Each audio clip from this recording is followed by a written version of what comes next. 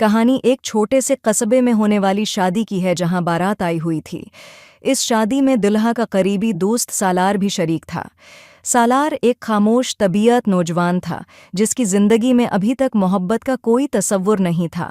वो बस शादी की तकरीब में खुशियां मनाने आया था, लेकिन उसे नहीं मालूम था कि ये शादी उसकी जिंदगी बदलने वाली है। शादी की तकरीब में सालार की नज़र पहली बार दुल्हन की कज़न अरीशा पर पड़ी।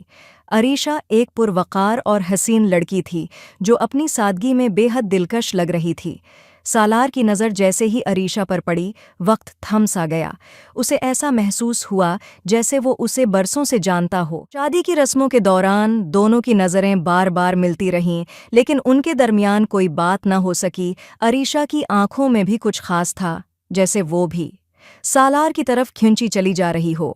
सालार दिल में अरीशा के बारे में सोचने लगा, लेकिन उसे ये खौफ भी था कि ये मुलाकात बस यहीं तक महदूद न रह जाए। शादी के दूसरे दिन सालार ने अपने दोस्त से अरीशा के बारे में पूछा। पता चला कि अरीशा एक और शहर में रहती है और शादी के बाद जल्द ही वापस जाने वाली है। ये सुनकर सालार के दिल में बेचैनी बढ़ गई। उसने सोचा कि शायद ये मोहब्बत अधूरी रह जाएगी। आखिरकार शादी खत्म हुई और अरीशा अपने खानदान के साथ वापस चली गई। सालार के पास अरीशा का कोई राबिता नंबर नहीं था और वो बस उसकी यादों में खो गया। वक्त गुजरने लगा, लेकिन सालार के दिल में अरीशा की मोहब्बत और उसकी अधूरी मुलाकात की कसक बाकी रही। ये एक ऐसी मोहब्बत की कहानी है जो वक्त की बेरहमी का शिकार हो गई।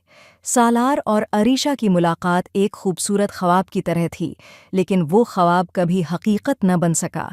दोनों की जिंदगियों ने अलग अलग रास्ते अख्तियार कर लिए, लेकिन दिलों में एक दूसरे की याद हमेशा जिंदा रही।